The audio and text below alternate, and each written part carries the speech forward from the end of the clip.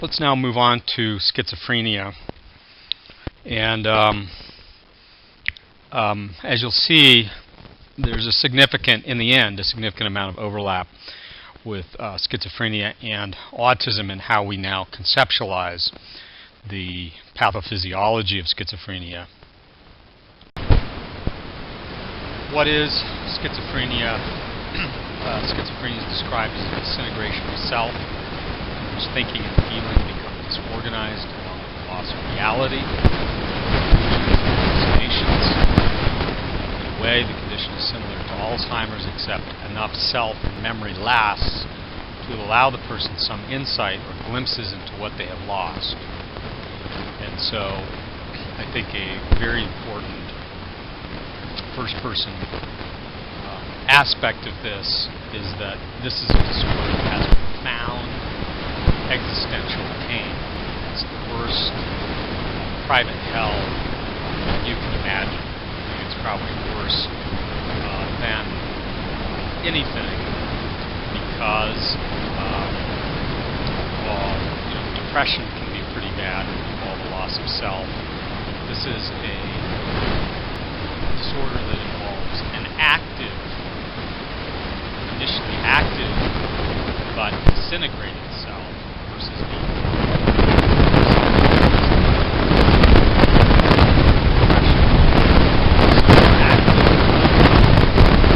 raw experience, sense of disintegration, the ability at times to pull fragments of memory like it's good back, puts you into a position of extraordinary loss.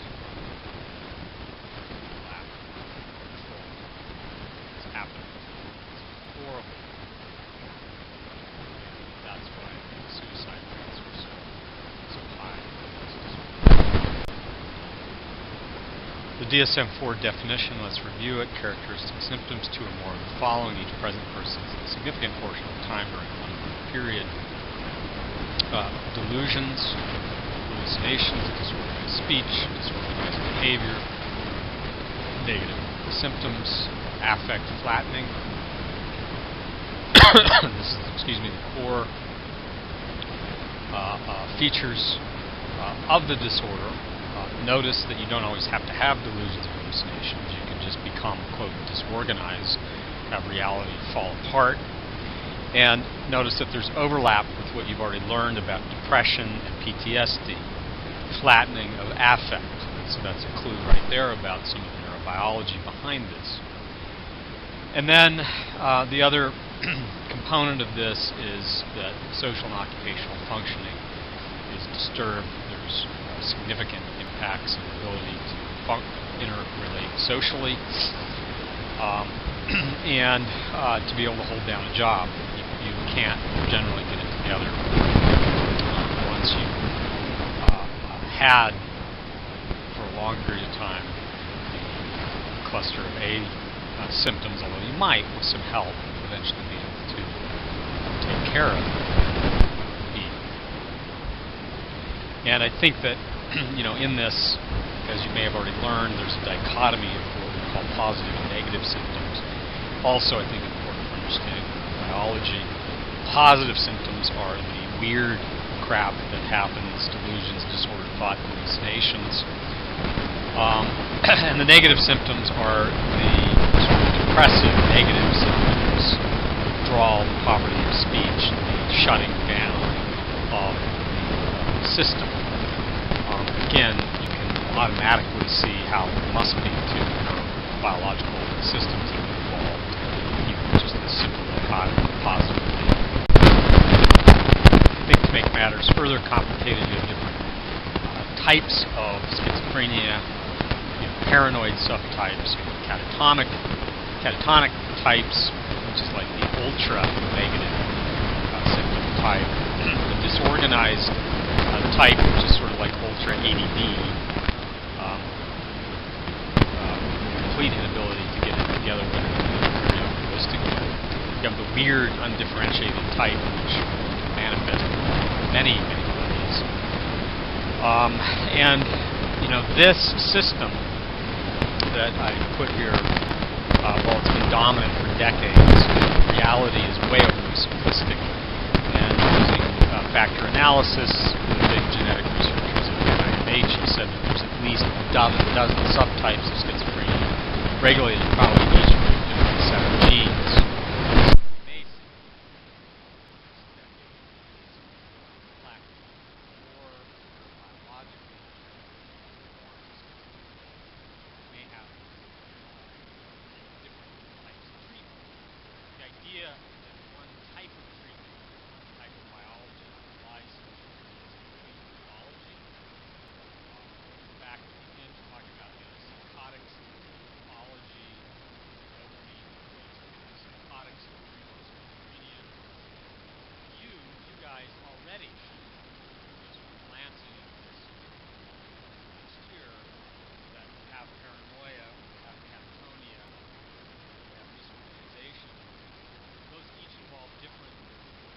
Subsystems of the brain that are psychological. Think about, really think about what system of the brain is involved in paranoia, what system is involved in but based on last year's screenings and effects of what systems of the brain are probably involved in subtypes. Given that, it's a surgeon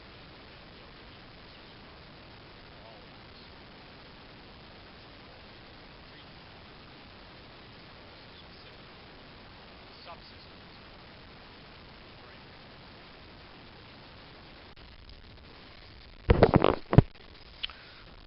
The scope of the problem is pretty large, even though it's if you think about a lot of disorders that are 1 in 1,000 or 1 in 5,000, this is 1.3% of adults. That's a lot of people, particularly when you realize that this is a very serious disorder that renders you incapable of really functioning in the real world to a large extent, at least not without a lot of help and support. It's also interesting that this rate of schizophrenia is worldwide, so that we can hypothesize that genetic variables, endogenous biological variables, are sort of universal to mankind and not so much environmentally determined, which some disorders do show that tendency, but schizophrenia doesn't. And the cost of schizophrenia in terms of money is $62.7 billion in 2002. My bet is this figure is a lot higher because of the increased use of the atypicals, which typically governments and insurance companies and people get charged a lot more for. So $22.7 billion excess direct health care costs, $5 billion in drugs, $2.8 billion in inpatient, and $8 billion in long-term care. This is a very expensive disorder. When you're dealing with 1% of the population, it's going to cost you a lot. But more than the money, I believe, is the ultimate cost of schizophrenia. It is such a horrible disorder that is such a private hell for the person, and involves such an extraordinary amount of disability that 5 to 10% will ultimately commit suicide. And then in addition, a lot of people with schizophrenia end up living out on the streets. They have poor health, poor food. They don't get a lot of good nutrition. They're exposed to disease. They're victimized. It's the classic homeless person scenario. You have all those environmental dangers and variables. And there's poor judgment. Not thinking about the fact that you've tripped on the train tracks or are sleeping on the train tracks, things that are sort of not logical happen that lead to disability or death. So this is you don't live long if you have a diagnosis of schizophrenia. The deck is stacked against you. First-person accounts, there's some videos that you can look at. I think the bottom line with first-person accounts, the thing that I want you to get out of them is just the extraordinary hell, living hell, that it is to be a normal, a teenager or young adult, and to begin to lose your sense of self and your sense of reality, to begin to enter this confusing world of not being able to distinguish whether the voices you hear are coming from the outside or coming from the inside, whether the shadows, the silhouettes of the people in your mind are real or fictitious, whether the depression that you have is because of what people have done or not done to you, or a byproduct of your brain going awry. It's an extraordinary numbing and an emotional loss. It's like the numbing of PTSD and depression combined with extraordinary confusion, the actual substrate of self, and being able to accurately appraise and perceive information and what that means becomes distorted. And so you enter a world of constant confusion as well as negative feedback from the people in your environment because you can't make sense out of it.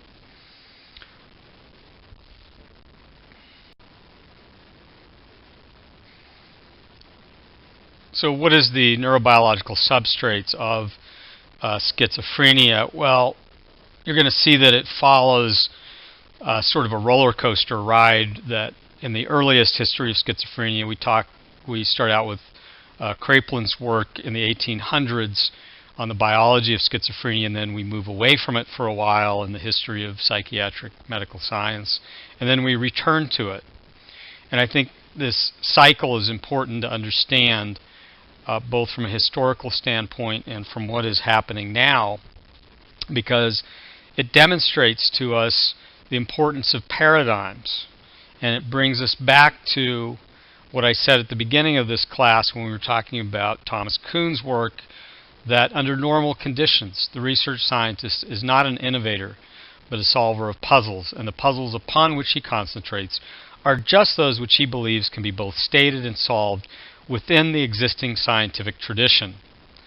And schizophrenia has, in fact, been a victim of people being trapped in paradigms decades ago, as well as, I believe, in the last decade. And so I want you to reflect on what that paradigm is when you go out into practice, what it is with the people who are your colleagues and the people who are training you, and then relate that to what the new data is saying about the causes of schizophrenia, because I think that's critical to making decisions about how you're going to treat people who are developing psychotic symptoms. The earliest studies go back, actually amazingly, to the 1920s. I think there might have even been one before 1920, using a very primitive neuroimaging method that nobody ever talks about these days, but it's hard to believe that even in the 20s we had neuroimaging, and that modern neuroimaging actually sort of begins there, with a painful procedure known as a pneumoencephalographic scan or picture, which involves replacing the cerebral spinal fluid in the brain with air, and that hurts like hell, by the way. It's probably the worst migraine you can imagine. And then taking x-rays of the person by shifting their head to get the air into different areas. And that's then what allows you to image the ventricle size using x-rays. And when that early work was done, it was discovered that, in fact, that the ventricles were increased, which is an indication that your overall brain has some shrinkage. And this finding was most notably brought up by Kraepelin. He was sort of the father of psychology or psychiatry, and wrote some of the textbooks, big textbooks at the time. And he was the first to notice or make comparisons of schizophrenia with classic dementia or Alzheimer's disease at the time, and to say, you know, there's something very profound going on here that must involve the brain. And so he defined schizophrenia as dementia praecox, which he said was a subacute development of a peculiar, simple condition of mental weakness occurring at a youthful age, and that in view of the clinical, this is a quote from his textbook, 1899, in view of the clinical and anatomical facts known so far, I can not doubt we are dealing with a serious and only partially reversible damage to the cerebral cortex. 75% of cases reach higher grades of dementia and sink deeper and deeper. He went on to say in a 1919 volume, nerve cells diseased in high degree filled with lipoid products of disintegration are present in the neuropathology of schizophrenics. So he pushed this new paradigm, this hypothesis that schizophrenia, or dementia praecox as he called it, was a brain disorder. But his contemporary, his big contemporary at the time named Bleuer, decided or came up with the term schizophrenia, which meant splitting of the mind, and he was from a psychoanalytic tradition. And he felt, because everyone was trying to explain everything with psychoanalysis, that this demented state was not inevitable and that recovery was possible. It's just that you had to get into the psychoanalytic aspects of it and maybe deal with early parenting. So mom, again, was to blame for the disorder, the way that certain needs were met or not met in childhood. And Bleuer argued that Kraepelin's idea was nonsense because there was no known bacteria or neoplasm or seizure, something that you could concretely identify that was damaging the brain to cause this. And so we start off at the turn of the century and going into the 20s with this idea that schizophrenia is a biological disorder, but then psychoanalysis takes over and all of this work is thrown to the side and nobody really looks at the biology of schizophrenia for almost 50 years.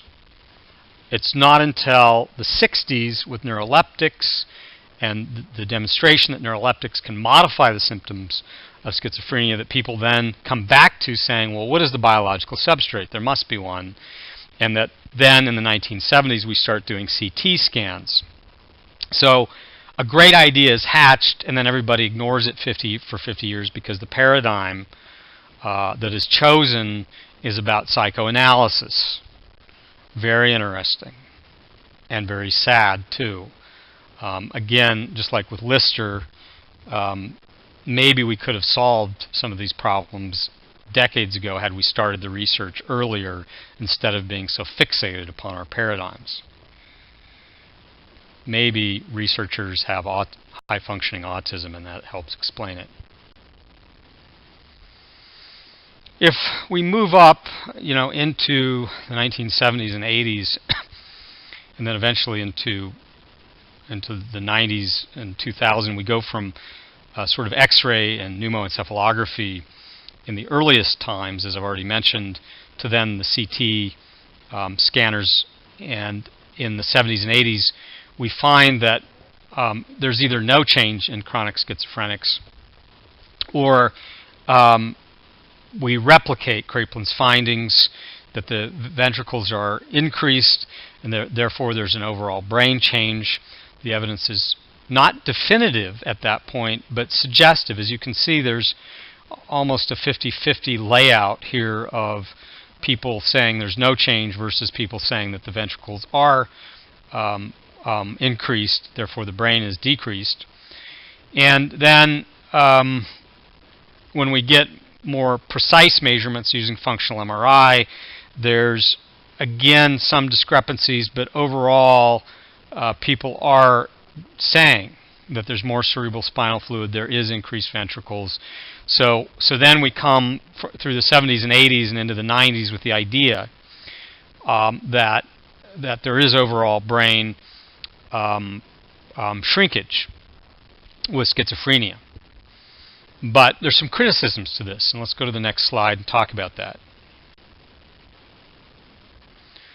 Well, the criticisms are what's already been shown, that not all studies every single time find shrinkage of the brain or the enlargement of the ventricles.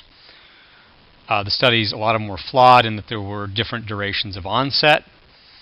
If you look at how much loss occurs over time, and you view this as a degenerative disease like in Alzheimer's, then you would predict that the brain would almost be gone by age 40 to 50, and it's not.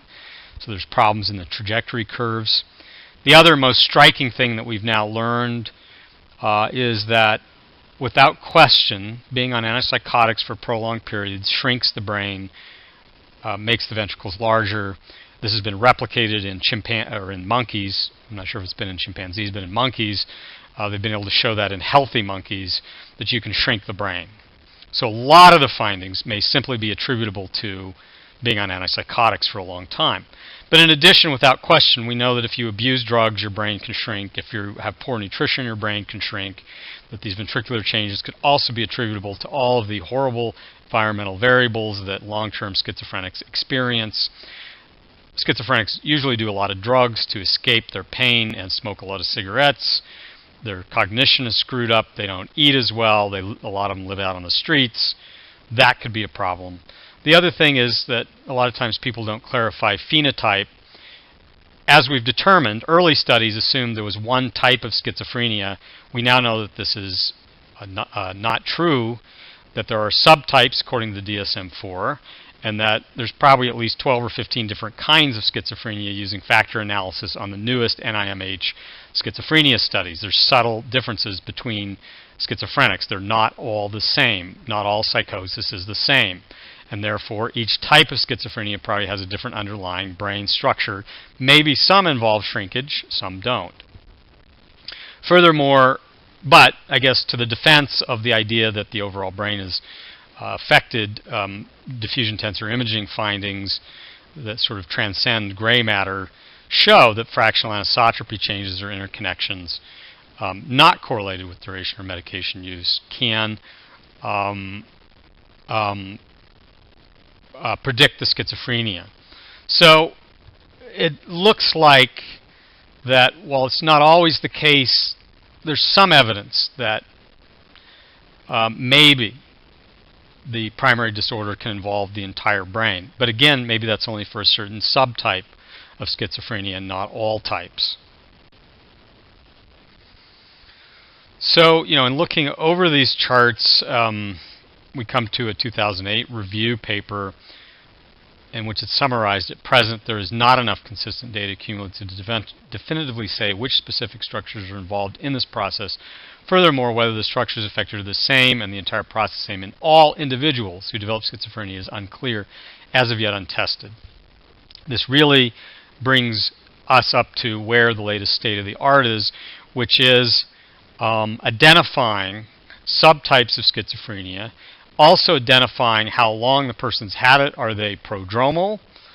Are they in the first year of the disorder or the 20th year of the disorder?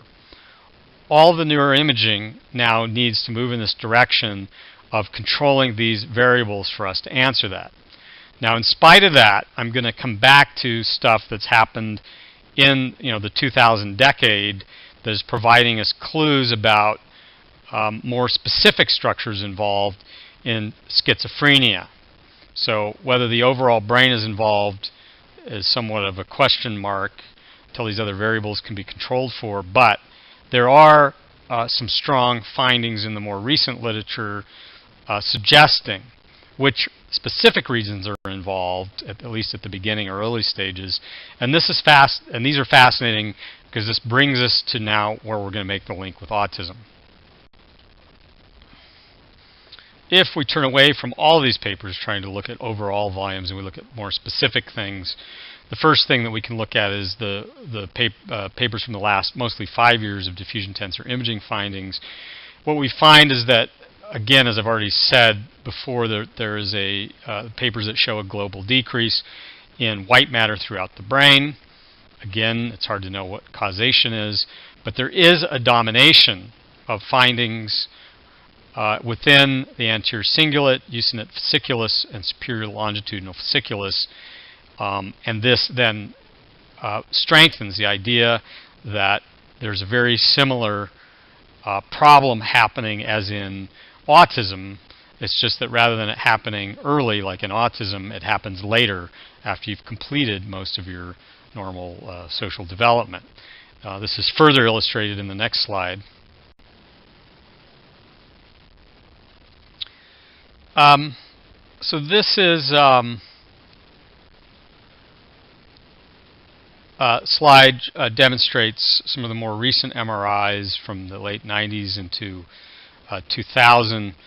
And if you look at the column on the right, which is where I want you to get the take-home message, while some of them find no changes, overall there's suggestion that the superior temporal gyrus is involved. In addition, you see other studies that show parts of the anterior cingulate, and indeed the sort of net result, including some that are not on this chart, is that the superior temporal gyrus keeps coming up again and again, mostly on the left, sometimes on the right or both sides, and that in addition the anterior cingulate has shown some abnormalities as well. Let's go down further, and also let me point out that this is by shifting away from chronic schizophrenia to first episode of prodromal schizophrenia. So the suggestion is that this is a disease that is hitting the superior temporal gyrus and perhaps a few other parts of the limbic system, including the anterior cingulate, in the initial stages. That's where the deterioration in brain functioning begins. This just kind of summarizes what I just said. And interestingly enough, this idea of these areas being affected is further validated by the cellular evidence, which when we look at the cortical columns from our good friend Casanova, who looked at those in autism, we find similar problems in the cortical columns. They're poorly shaped, and this is particularly the case in the temporal lobe regions, along the superior temporal gyrus areas, and in the anterior cingulate area. Therefore, we have two different types of imaging happening in a repetitive fashion, showing that the early stages and and even in the chronic stages, these areas seem to be hit the most, both at the cellular level and in the general structural connection level, DTI, and morphology, volume structure. This then leads us to what are hundreds of studies of functional changes in schizophrenia, hundreds of EEG and MEG studies looking at different, how they respond to auditory sounds, to social stimuli, to cognitive tasks, memory tasks, hundreds and hundreds, all looking for the fingerprint of schizophrenia. Clearly the brain is messed up. And number one, I think most notable is that when we do tasks like we do on autism with schizophrenics, they commonly test about in the same way. They show deficits in theory of mind. They show deficits in biological motion. They don't activate mirror neuron systems as well. They don't activate a lot of the same things as what we see in autism. So clear overlap in functionality in schizophrenics as compared to autism, and this shouldn't be of no surprise. If you think about how concrete people with schizophrenia are and how they commonly don't have empathy for other people, they're sort of robotic, affect is flat, voice is monotone, you immediately begin to see similarities with autism. Then in addition, we have the further sort of negative symptoms of schizophrenia represented by many tasks that show problems in the dorsolateral prefrontal cortex, particularly during cognitive and working memory tasks. The idea that schizophrenics can't get it together, can't be organized, can't judge or plan, very well represented by either no functioning in these areas, the dorsolateral, or too much. And it's debatable what the too much functioning means, but it may mean that they're ruminating and thinking, trying to make sense of a confused world, and so they overactivate their dorsolateral. Hard to know. And then event-related potentials, many auditory event-related potential abnormalities in the EEG work. Again, that does go along very nicely with what we just said, which is there seems to be problems in the temporal lobe, in the superior temporal area, near or in conjunction with auditory processing. And we get auditory hallucinations a lot of the time. So the fact that there's something wrong in especially the temporal lobe sort of makes sense. Lots of evidence from different types of modalities converges on temporal lobe dysfunction within schizophrenia. Prefrontal cortex and temporal lobe functioning, we can measure it with all these different methods. Finally, another area of research that I didn't really mention with autism, but it's important, is that high-frequency gamma band activity in the EEG has been associated with perceptual processing. When I perceive something, when my conscious awareness sees something, there's correlated activity at a high frequency in the EEG or MEG that is called gamma band activity.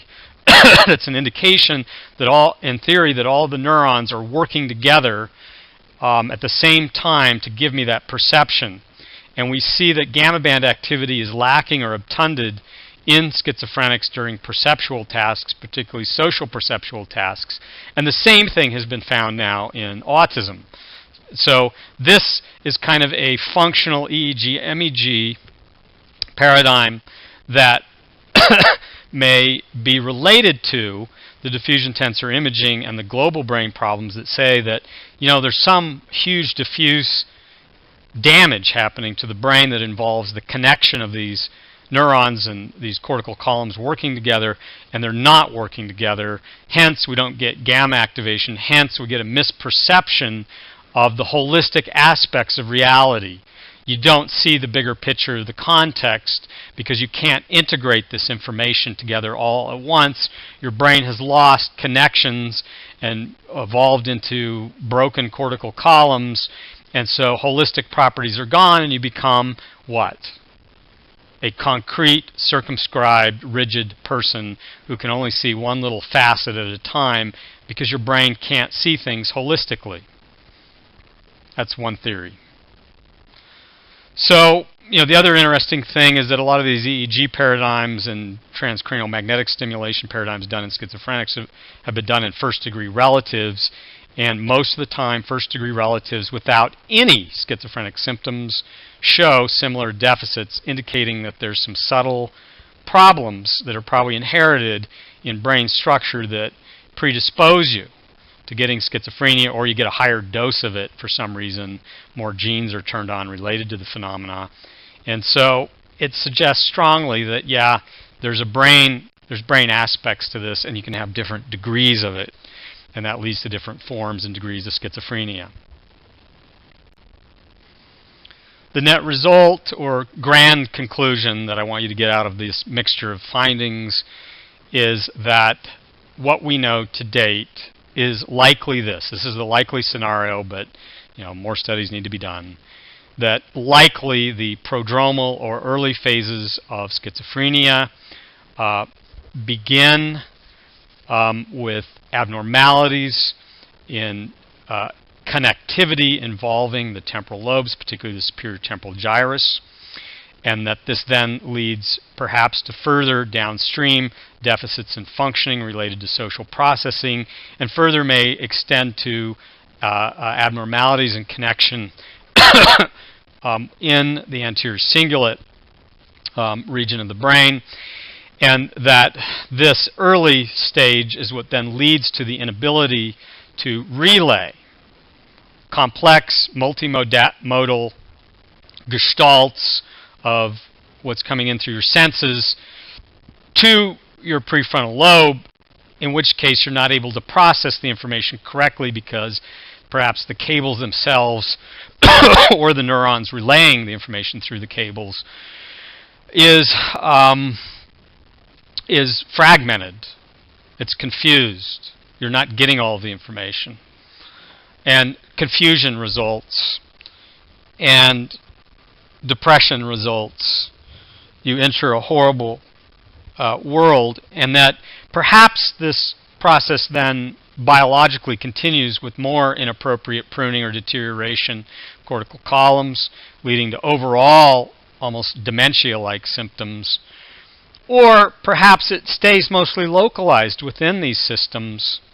That is, you can't pair incoming sensory information accurately with decision-making in your frontal lobe because the connection between the two has been lost. Hence, perhaps intuitively, the schizo or split in the personality may be represented by that neurobiology, which I think is fascinating.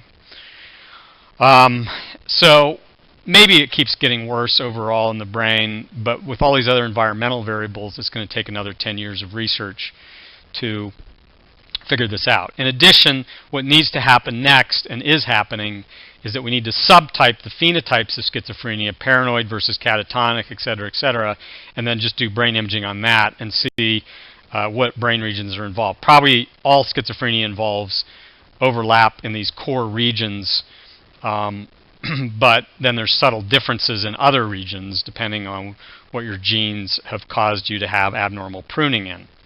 So schizophrenia, in a way, is autism in different regions of the brain that happens later in development rather than earlier, based on the latest findings. Hence, the overlap between the two is extraordinary. That's the take-home message. So I think it's important, whatever you learned about the social deficits, the neurobiology in that last slide of autism, you can apply it to schizophrenia. Except the person did have normal social development. They do have insight into what normal social development it is, but then they lose the circuitry that gives them the emotional experience and recognition aspect of that. So you become somewhat autistic, but with the memory of what it's like to actually have that reality in a sense, which is where a lot of the pain comes from. If you're autistic and you're socially dyslexic from lack of this circuitry, you don't know what you're missing a lot of times in severe autism, and you're perfectly content being in your own little world. But if you're schizophrenic, your life is much more hell because you remember the old times, but you can never quite recapture that emotion again. It's been robbed from you because you've lost the circuitry of that.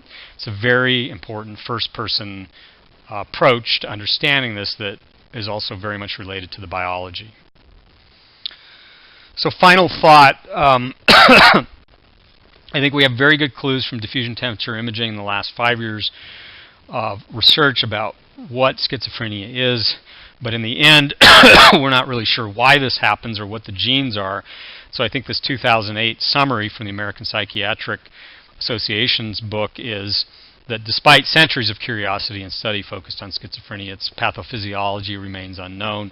There are few medical illnesses for which etiologies and mechanisms are so completely obscure, the exact explanation has escaped current understanding. And let me just throw in there that there is still a dominant hypothesis that, schizophrenia involves a problem with dopamine. This catecholamine hypothesis of schizophrenia is horribly outdated. It's still held by a lot of psychiatrists and practitioners in practice. It is not accurate. Clearly, it is way more than about dopamine. It's also the case that while, and if you remember, before we had a lot of this fancy brain imaging, people thought that dopamine was involved because it seemed to bring down the symptoms of schizophrenia back in the 60s. Okay? And it does in many cases. But the pathology of schizophrenia does not, most of the studies now suggest, or vast majority, that this is about global systems and deterioration and connectivity, and that this is not localized in just the dopamine system. It's impossible for it to be the case. And therefore, just because dopamine helped with some of the symptoms does not make it causal. That was also based on the fact that amphetamines and things, if you give them in excess, cause excessive dopamine release that makes you psychotic.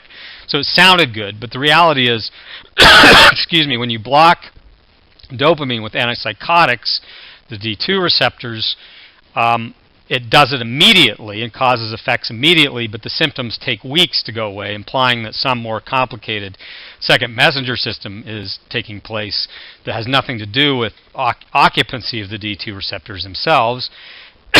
Excuse me. And furthermore, atypicals affect D3, D4, and so the dopamine hypothesis now, while still partially supported by some people, is largely falling by the wayside, and I think that the Stahl textbook is particularly misleading in its presentation of the role of dopamine and its potential causal link to schizophrenia. Yes, giving somebody an antipsychotic is going to modulate emotions up to an extent. It's also the case that by withdrawing antipsychotics, you can induce psychosis by messing around with the dopamine receptors in somebody that's never had schizophrenia. And so some people have said that it may be that in the long run you do more damage with antipsychotics, and that therefore the paradigm that antipsychotics cure or directly hit the mechanism of schizophrenia is misguided and false. And then you have to make a decision whether you need to use those to modulate symptoms rather than relying on them as a, quote, cure for the disorder. We'll come back to that in the last lecture, but please, please, please don't fall into the trap of viewing psychosis as a dopamine problem. If there's any additional take-home message, it's what you just saw in all the last slides, that this is a much broader problem with connections in the brain and not ever to be blamed on a single neurotransmitter system. That would be insanity in itself. So anyway, I'll end the lecture there.